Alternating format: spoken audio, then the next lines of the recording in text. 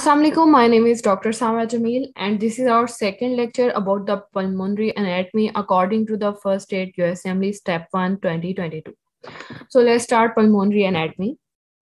Pulmonary anatomy start करते हुए सबसे पहले हम रेस्पिरेटरी ट्रैक के अबाउट बात करते हैं कि इसे हम अपर रेस्पिरेटरी ट्रैक में डिवाइड करते हैं और लोअर रेस्पिरेटरी ट्रैक में। अब जो अपर रेस्पिरेटरी ट्रैक होता है इसमें नेजल कैविटी आती है, फेरेंक्स और लेरेंक्स आते हैं। मतलब ये इंपॉर्टेंट बात है याद रखने के लिए कि सिर्फ ये तीन चीजें जो हैं ये अपर रेस्पिरेटरी ट्रैक में आती हैं। फिर जो हमारे पास लोअर रेस्पिरेटरी ट्रैक होता है इसमें ट्रैकिया बनते हैं, प्राइमरी ब्रोंकाई बनते हैं, आगे ब्रोंक्यूल्स बनेंगे और एल्वेलाई यानी टोटल लंग डेवलप होते हैं। और ये सारा हमारे पास लोअर रेस्पिरेटरी ट्रैक होता है। और हम इन्फेक्शन को भी इस तरह डिवाइड करते हैं कि अपर रेस्पिरेटरी ट्रैक इन्फेक्शन है या लोअर रेस्पिरेटरी ट्रैक इन्फेक्शन है। इसलिए इनका डिफरेंस आपको पता होना चाहिए कि कौन सी चीजें अपर रेस्पिरेटरी ट्रैक में आती हैं और कौन सी लोअर रेस्पिरेटरी ट्रैक में आती है। फर्दर हम बात करते हैं अकॉर्डिंग टू जोन्स कि हमारे पास अब जोन होते हैं अकॉर्डिंग टू लंग। एक होता है हमारे पास कंडक्टिंग जोन और दूसरे होते हैं हमारे पास रेस्पिरेटरी जोन। अब जो कंडक्टिंग जोन होता है ना वो होता है जो कंडक्ट कर रहा होता है एयर को बाहर से लंग्स तक, लेकिन वो गैस एक्सचेंज में कोई हेल्प नहीं कर रहा होता।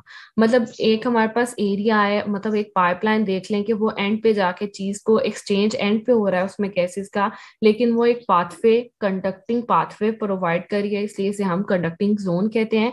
इसमें हमारे पास क्या आता है, लार्ज एयरवेज आ जाते हैं, नोज आ जाती है, फेरेंक्स आ जाता है, ट्रेकिया आ जाता है और ब्रोंकाई आ जाता है।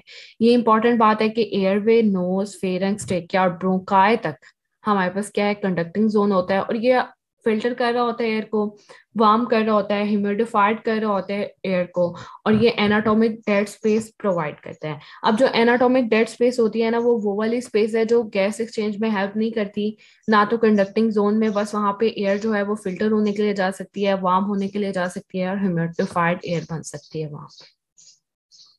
सेकेंड जोन की हम बात करें तो वो हमारे पास रेस्पिरेटरी जोन है, ये गैस एक्सचेंज में हेल्प करता है। अब जो ब्रोंकाई से फर्दर आगे लंग्स की पार्ट आएंगे, एनाटमी में ब्रोंक्योज आते हैं, एल्वियोलर डक्ट और एल्वियोलाई आते हैं, ये सारे हमारे पास रेस्पिरेटरी जोन में है क्योंकि ये हमारे पास गैसियस एक्सचेंज में हेल्प करते हैं। और इसके अलावा एक चीज ये इंपॉर्टेंट है कि जो रेस्पिरेटरी ब्रोंक्योल्स तक की बात है ना, सीलिया जो होते हैं रेस्पिरेटरी ब्रोंक्योल्स तक जाते हैं। इसके अलावा जो एल्वियोलर डक्ट होती हैं वहां पे एल्वियोलर मैक्रोफेजेस होते हैं जो क्लियर करते हैं डेब्रिस वगैरह को और इम्यून रिस्पॉन्स में हेल्प करते हैं हमारे पास एल्वियोलर मैक्रोफेजेस जो एल्वियोलर में प्रेजेंट होते हैं।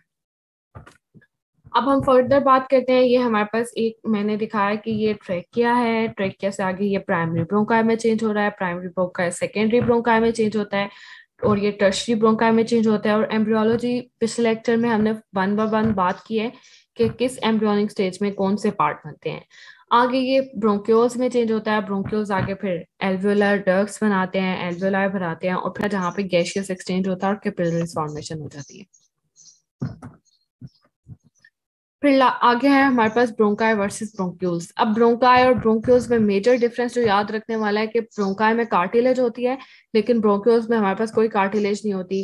ब्रोंकाई को आगे वो प्राइमरी ब्रोंकाई में चेंज करते हैं जिन्हें मेन स्टेम ब्रोंकाई भी कहते हैं, फिर सेकेंडरी ब्रोंकाई होते हैं जिन्हें लोबार ब्रोंकाई कहते हैं और फिर टर्शरी होते हैं जिन्हें सेगमेंटल ब्रोंकाई कहते हैं।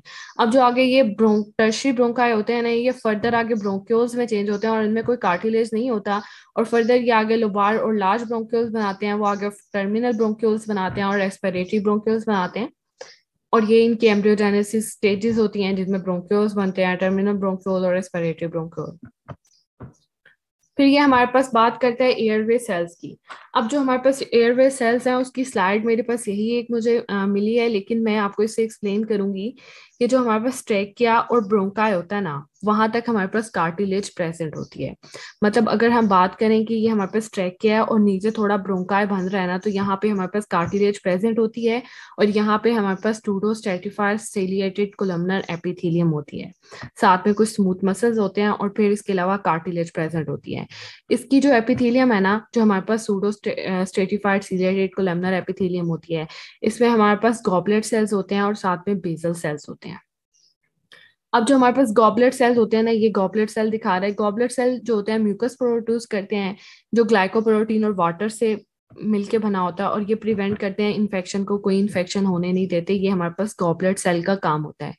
और जो हमारे पास सीलिएटेड एपिथेलियल सेल्स होते हैं ना, वो बीटिंग सीलिया होते हैं, उसमें जो मूव करते हैं म्यूकस को एपिग्लॉटिस की तरफ। बीटिंग सीलिया क्या करते हैं, सीलिएटेड सेल में कि मूव करते हैं म्यूकस को एपिग्लॉटिस की तरफ। उसके बाद हम नीचे फर्दर मूव करें ना तो हमारे पास ब्रोंक्यूल्स बन जाते हैं। अब जो हमारे पास ब्रोंक्यूल्स बनते हैं ना, मतलब हम थोड़ा अंदर चले गए हैं, ब्रोंका ऐसे ब्रोंक्यूल्स बन गए हैं। अब ब्रोंक्यूल्स और टर्मिनल ब्रोंक्यूल्स में हमारे पास क्लब सेल्स होते हैं और सीलिएटेड सेल होते हैं ब्रोंक्यूल्स में। ब्रोंक्यूल्स में हमारे पास होते हैं क्लब सेल और सीलिएटेड सेल, दोनों सी से जो सेल हैं वो ब्रोंक्यूल्स में होते हैं। अब जो सीलिएटेड सेल है उनका फिर वही काम है, लेकिन जो क्लब सेल होते हैं ना वो नॉन सीलिएटेड एपिथेलियल सेल होते हैं और वो सिक्रीट करते हैं प्रोलैक्टिन प्रोटीन को, और ये हमारे पास डिटॉक्सिफिकेशन में हेल्प करते हैं क्योंकि इनके पास P450 एंजाइम होते हैं। ये मैंने बात की है क्लब सेल्स की, जो हमारे पास सीलिएटेड सेल के साथ ब्रोंक्यूल्स में प्रेजेंट होते हैं, और इसके अलावा club cell cuboidal ciliated cells के साथ टर्मिनल ब्रोंक्यूल्स में होते हैं। ब्रोंक्यूल्स और टर्मिनल ब्रोंक्यूल्स में डिफरेंस क्या बताया मैंने आपको कि ब्रोंक्यूल्स में होते हैं सीलिएटेड सेल और क्लब सेल, टर्मिनल ब्रोंक्यूल्स में होते हैं क्यूबाइडल सीलिएटेड सेल और क्लब सेल्स। ये हमारे पास होते हैं टर्मिनल ब्रोंक्यूल्स में। उसके बाद जब हम रेस्पिरेटरी सिस्टम में नीचे मूव करते हैं तो रेस्पिरेटरी जोन अगर स्टार्ट हो जाए, टर्मिनल ब्रोंक्यूल से आगे रेस्पिरेटरी ब्रोंक्यूल्स जहाँ पे बन रहे हैं वहां पे रेस्पिरेटरी जोन स्टार्ट हो रहा है, वहां पे क्यूबाइडल सेल्स भी होते हैं, क्लब सेल्स भी होते हैं, इसके अलावा स्क्वेमस सेल्स भी होते हैं। और लास्ट पे हमारे पास एल्व्यूलर सैक होता है, और एल्व्यूलर सैक में हमारे पास क्या होते हैं, टाइप 1 नीमोसाइट्स होते हैं, टाइप 2 नीमोसाइट्स होते हैं, एल्व्यूलर मैक्रोफेजेस होते हैं, और वहां पे कैपिलरीज बनना स्टार्ट हो जाती हैं। ये हमारे पास एल्व्यूलाई के सेल होते हैं। एल्व्यूलर टाइप 1 सेल, टाइप 1 नीमोसाइट्स भी कहते हैं, टाइप 2 सेल और एल्व्यूलर मैक्रोफेजेस भी होते हैं। ये हमारे पास सारे एयरवे सेल्स थे जिनकी मैंने आपको डिटेल में एक्सप्लेनेशन दी है। फर्दर हम देखते हैं कि अब जो हमारे पास ये अगर हमारा रेस्पिरेटरी ट्रैक ऊपर से नीचे तक हमने ड्रॉ किया, ट्रेक किया है, मेन ब्रोंकस पर है, सेगमेंटल ब्रोंकस बना है, bronchioles, terminal bronchiole, respiratory bronchiole, नीचे एल्वेओलाई बने हैं। अब जो हमारे पास सीलिया होते हैं ना वो तो कहते हैं थ्रू आउट द ट्रैक हर जगह पे प्रेजेंट होते हैं सीलिया, लेकिन अगर हम स्मूथ मसल्स की बात करें तो वो टर्मिनल ब्रोंक्यूल्स तक मेनली प्रेजेंट होते हैं स्मूथ मसल, और टर्मिनल ब्रोंक्यूल्स से थोड़े बहुत आगे रेस्पिरेटरी ब्रोंक्यूल्स तक थोड़े बहुत स्मूथ मसल्स प्रेजेंट होते हैं। और अगर हम कार्टिलेज या गॉबलेट सेल की बात करें ना तो ये मैंने आपको पहले भी बताया, ये हमारे पास जस्ट ट्रेकिया और ब्रोंकाई में होती है, इससे नीचे नहीं होती। मेन ब्रोंकस तक ये जाती है, इससे नीचे ये नहीं जाती। ट्रेकिया और ब्रोंकाई में हमारे पास जस्ट कार्टिलेज होती है। फिर यहाँ पे एक और इम्पॉर्टेंट कंसेप्ट है resistance to the air flow in the pulmonary system. अब इसका इम्पॉर्टेंट बात यह है कि जो resistance to the air flow होती है ना वो सबसे ज्यादा इम्पॉर्टेंट जो याद रखने वाली बात है ना वो इसके मीडियम जोन में होती है। मतलब अगर ये स्टार्ट हुआ है तो यहाँ पे जो एयर रेजिस्टेंस है वो इनिशियली बढ़ेगी, कंडक्टिंग जोन है, आगे रेस्पिरेटरी जोन है, ये पूरी एक रेस्पिरेटरी ट्री बनी हुई है समझे यहाँ पे। लेकिन इनिशियली क्या है कि जो हमारे पास resistance to the air flow है वो इंक्रीज हो रही है और मीडियम जोन में जाके ये सबसे ज्यादा होती है, फिर आहिस्ता आहिस्ता ये कम हो जाती है और फिर एल्वियोलाई वगैरह में जाके जो रेस्पिरेटरी जोन में होते हैं बहुत कम होती है। इसका मसला ये है कि जो एल्वियोलाई वगैरह होते हैं ना वहाँ पे जो हमारे पास सरफेस एरिया वो बहुत ज्यादा हो जाता है, सेप्टा डिवाइड कर करके उसे बहुत ज्यादा सरफेस एरिया में चेंज कर देते हैं, जिसकी वजह से एयर फ्लो रेजिस्टेंस जो है वो वहाँ पे कम हो जाती है। लेकिन जो हमारे पास यहाँ पे मीडियम जोन होता है ना इसमें मोस्टली ना मेन ब्रोंकाई आते हैं, ब्रोंकाई आता है, तो ब्रोंकाई का सरफेस एरिया भी कम होता है और वहाँ पे एयर का जो है वो टर्बुलेंट फ्लो होता है, लेमिनार फ्लो नहीं होता है। इसलिए ये याद रखना इंपॉर्टेंट है कि ब्रोंकाई में एयर रेजिस्टेंस सबसे ज्यादा होती है और ये होता भी हमारे पास मिडल एरिया है। मिडल एरिया में हमारे पास ब्रोंकाई में एयर फ्लो जो होती है वो सबसे ज्यादा रेजिस्टेंट होती है। अब हम फर्दर बात करते हैं नेक्स्ट। इसमें अब हमारे पास एल्वुलर सेल टाइप की बात करते हैं कि एल्वुलर सेल टाइप कौन कौन सी है। इसमें हमारे पास नीमोसाइट आते हैं जो हमने पहले भी देखा कि एल्वुलाई में आगे नीमोसाइट आते हैं जिसमें टाइप 1 नीमोसाइट्स आते हैं और टाइप 2 नीमोसाइट्स आते हैं। पहले मैं आपको एक्सप्लेन करूंगी जो टाइप 1 नीमोसाइट होते हैं वो 97% जो होते हैं वो एल्वुलर सरफेस पे होते हैं, मतलब ज्यादा जो होते हैं मोस्टली वो टाइप 1 सेल होते हैं। टाइप 2 सेल जो होते हैं बहुत कम होते हैं, 97% जो होते हैं वो हमारे पास टाइप 1 नीमोसाइट्स होते हैं। और इसके अलावा ये थोड़ा गैसियस एक्सचेंज में फॉर ऑप्टिमल गैस एक्सचेंज जो होते हैं इंपॉर्टेंट होते हैं। अब जो हमारे पास टाइप 2 नीमोसाइट सेल है ना वो बहुत थोड़ी परसेंट हो जाती है, मतलब 3% होंगे, लेकिन की फॉर रीजनरेशन आफ्टर इंजरी, ये मैं टाइप 2 की बात कर रही हूँ, की फॉर रीजनरेशन आफ्टर इंजरी, ये एक इंपॉर्टेंट एमसीक्यू है कि अगर फॉर एग्जांपल निमोनिया का पेशेंट है उसे रिकवर करना है तो कौन से नीमोसाइट टाइप सेल हैं जो उसकी हेल्प करेंगे रिकवरी में, तो वो हमेशा टाइप 2 होंगे क्योंकि वो रीजनरेट करते हैं। किसी भी टाइप का लंग डैमेज हो तो जो हमारे पास सेल रीजनरेट करते हैं वो टाइप 2 न्यूमोसाइट्स होते हैं। अब इसके बाद हम सर्फेक्टेंट के अबाउट बात करते हैं। टाइप 2 न्यूमोसाइट्स जो हैं ये हमारे पास सर्फेक्टेंट बनाते हैं। अब जो टाइप 2 न्यूमोसाइट सेल होते हैं सर्फेक्टेंट बनाते हैं जो डिक्रीज करते हैं एल्वुलर सरफेस टेंशन को, डिक्रीज करते हैं एल्वुलर कोलैप्स को, डिक्रीज करता है लंग रिकॉइल को और इंक्रीज करता है कंप्लायंस को। ये हमने सर्फेक्टेंट की बात की है। अब जो सर्फेक्टेंट है ये 20th वीक ऑफ गेस्टेशन पे बढ़ना स्टार्ट हो जाता है और ये मेच्योरिटी लेवल अचीव कर लेता है 35 वीक के आसपास। उसके बाद जब हम सर्फेक्टेंट की बात करते हैं कि ये बना किससे होता है तो ये लेसिथिन्स होते हैं, बहुत सी टाइप्स के, उनसे मिलके बना होता है। लेकिन जो इसमें मेन लेसिथिन है जो मेनली इन्वॉल्व होता है वो डीपीपीसी है, जिसे हम कहते हैं डाई पाल्मिटोइल फॉस्फेटाइलकोलिन। डाई पाल्मिटोइल फॉस्फेटाइलकोलिन, ये एक इंपॉर्टेंट एमसीक्यू है। और लास्ट पे जो हमारे पास सेल्स होते हैं वो इसमें होते हैं जो हमारे पास एल्वुलर सेल टाइप होते हैं, एल्वुलर मैक्रोफेजेस आते हैं। फर्दर हम बात करेंगे सर्फेक्टेंट की। इसमें हमारे पास एक जो लॉ ऑफ लेप्लेस है ये बहुत इंपॉर्टेंट है। ये हमारे पास एक्सप्लेन करता है कि जो कोलैप्सिंग प्रेशर है वो सरफेस टेंशन से किस तरह से रिलेटेड है रेडियस से। कोलैप्सिंग प्रेशर जो है ना वो 2 इंटू सरफेस टेंशन है multiplied by surface tension 2 under radius, ये हमारा बहुत होता है कोलैप्सिंग प्रेशर।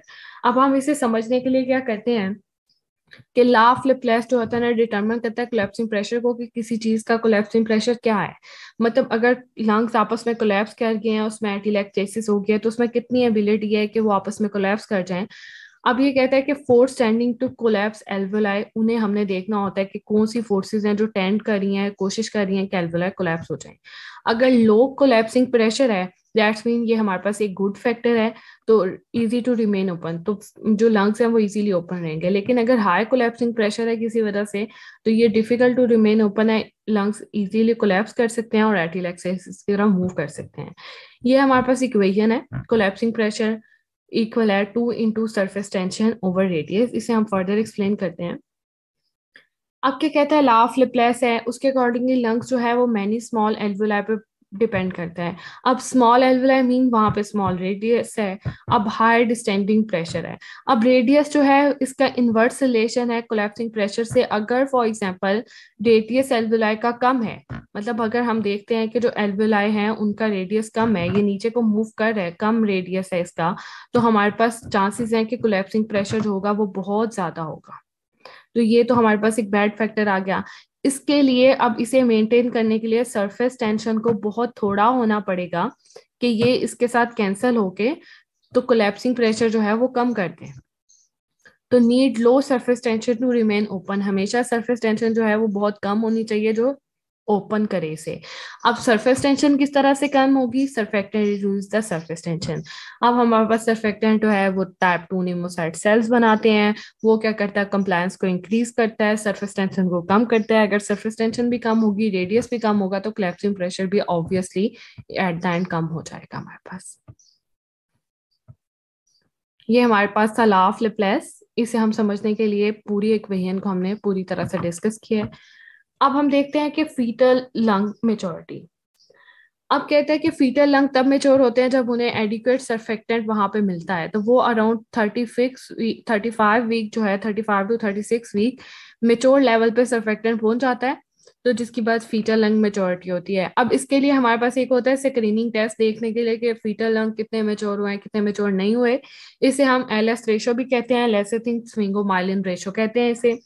अब लेसिथिन लेवल जो होते हैं ना, वो जब बच्चे के लंग डेवलप कर रहे होते हैं उनमें लेसिथिन लेवल होते हैं, लेकिन स्फिंगोमाइलिन लेवल भी वहां पे होते हैं। लेसिथिन लेवल जो होते हैं वो इंक्रीज कर जाते हैं क्योंकि बेसिकली जो सर्फेक्टेंट है वो लेसिथिन से बना होता है। जब वो सर्फेक्टेंट इंक्रीज होना स्टार्ट होता है तो लेसिथिन रेशो ऑब्वियसली ज्यादा होना शुरू होती है।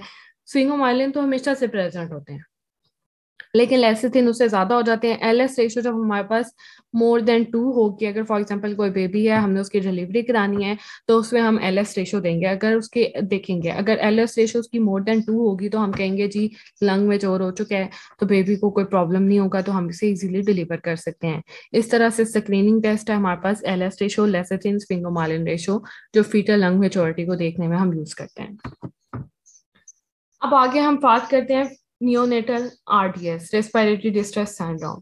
अब ये हमारे पास कब होता है? जब सर्फेक्टेंट की डेफिशिएंसी होती है। सर्फेक्टेंट कौन प्रोड्यूस कर रहा था? हमारे पास टाइप 2 न्यूमोसाइट सेल कर रहे थे, कि हमारे पास लंग्स की कंप्लायंस को इंक्रीज करते हैं, सरफेस टेंशन को कम करते हैं, जिसकी वजह से कोलैप्सिंग प्रेशर कम होता है और एंटीलैक्सेसिस होने के चांसेस कम होते हैं।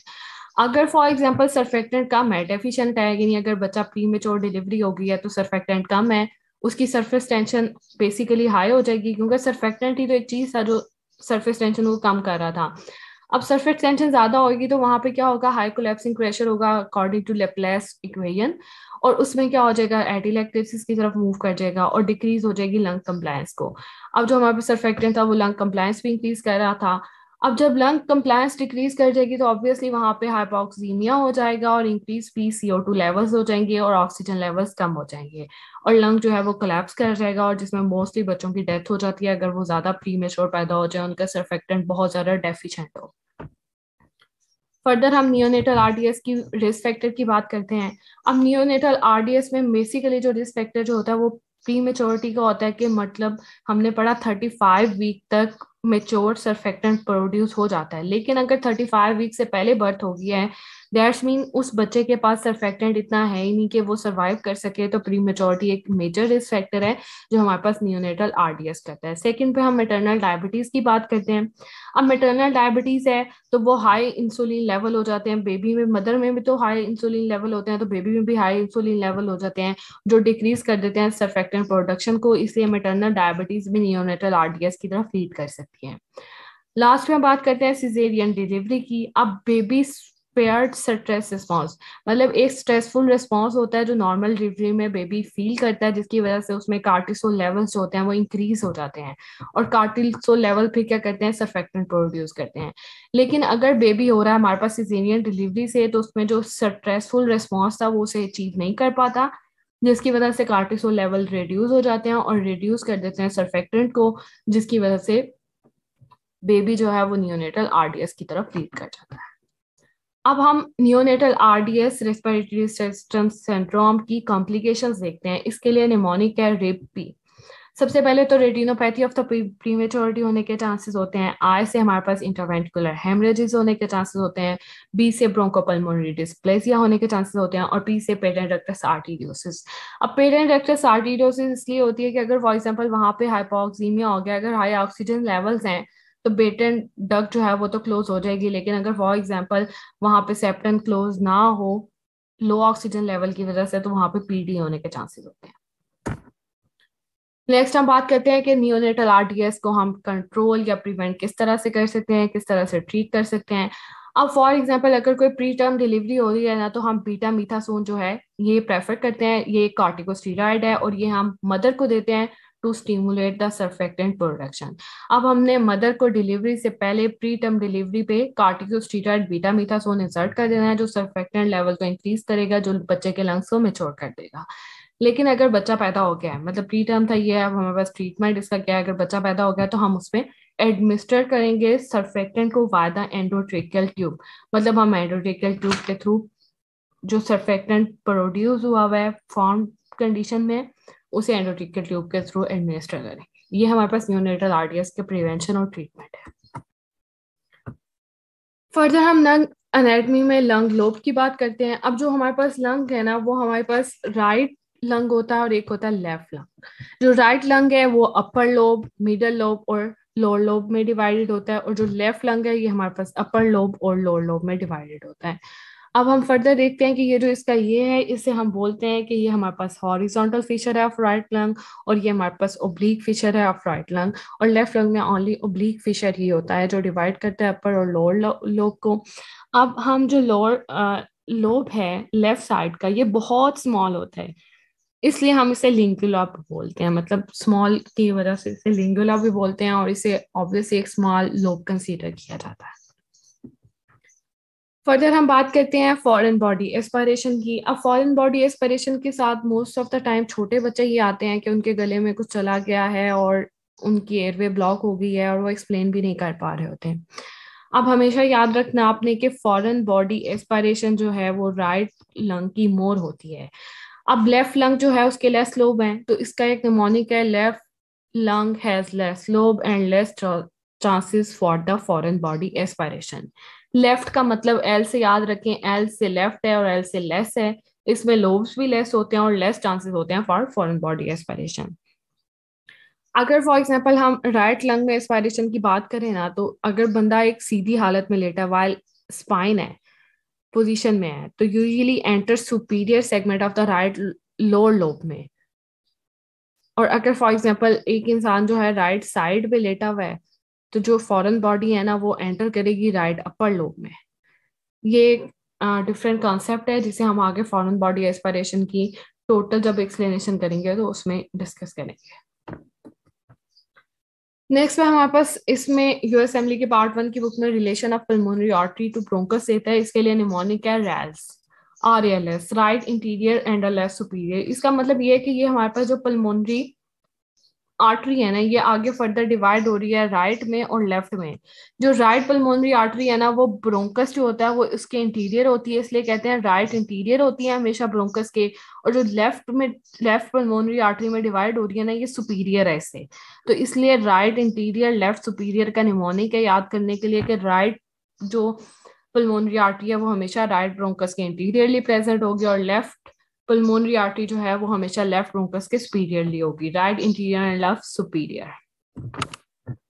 फिर हम बात करते हैं डायफ्रैग्मेटिक ओपनिंग की। मैंने पहले भी डायफ्रैम को डिस्कस किया। ये हमारे पास थोरेसिक और एब्डोमिनल कैविटी के दरमियान में एक सेपरेशन है जो डिवाइड करती है थोरेसिक कंटेंट को फ्रॉम द एब्डोमिनल कंटेंट्स। अगर फॉर एग्जांपल इसमें कुछ ओपनिंग्स हैं जिसके थ्रू थोरेसिक चीजें जो हैं वो नीचे एब्डोमिन में जाती हैं या एब्डोमिन ऊपर थोरेसिक में आती हैं, इन्हें हम थोरेसिक ओपनिंग्स कहते हैं।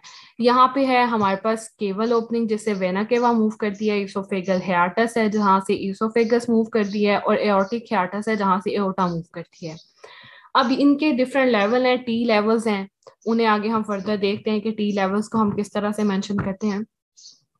अब इसमें निमोनिक है, यह याद करने के लिए नंबर ऑफ लेटर्स जो होते हैं वो इक्वल हैं लेवल ऑफ T8, T10 और T12 के। अब मतलब अगर हम T8 देखें ना, तो वेना केवा में भी 8 वर्ड्स हैं, वेना केवा 1 2 3 4 5 6 7 8, तो T8 है।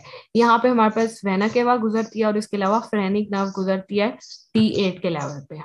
ये हमारे पास जो केवल हियाटस है ना, केवल ओपनिंग भी कह सकते हैं, केवल हियाटस यहाँ T8 है और यहाँ पे हमारे पास वेना केवा फ्रेनिक नर्व गुजरती है।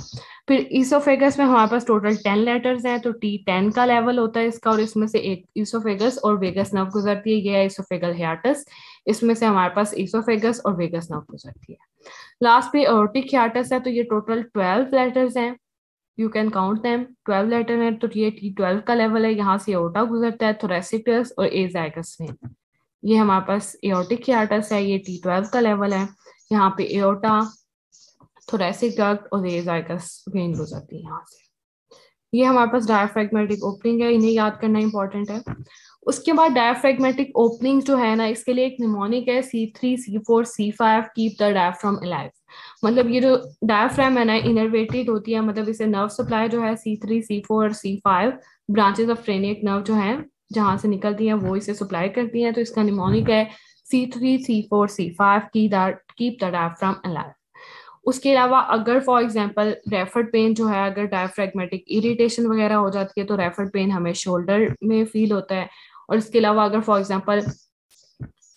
एग्जांपल C4 या C5 के लेवल पे कोई इंजरी हो जाती है तो वहां पे जो ट्रेपीजियस मसल होता है और इसके अलावा वो शो होना स्टार्ट हो जाता है और आउट बल्जिंग हो जाती है ऑन द शोल्डर लेवल पे।